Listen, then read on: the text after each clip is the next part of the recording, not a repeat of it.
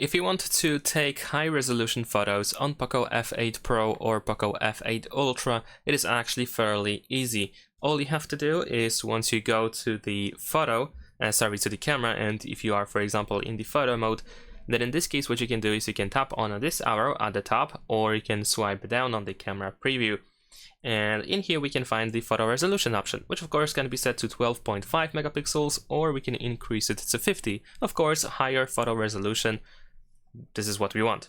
But in addition to that, what you can take a look at is the aspect ratio, because if we are truly looking for the highest resolution possible, then you want to make sure that 3:4 aspect ratio is selected, because it just provides the highest resolution, simple as that. Of course, we also have the Pro mode, which can be used to capture great photos, and in here in the upper right corner we can also switch to 50 megapixels quite easily, so you can use the Pro mode as well if you want to. This is of course more advanced for those who actually know a little bit more about the Pro mode, so if you want to capture like more advanced photos but still you want the highest resolution possible, then of course you can choose 50 megapixels in here, and you can also of course make sure that 3:4 aspect ratio is selected.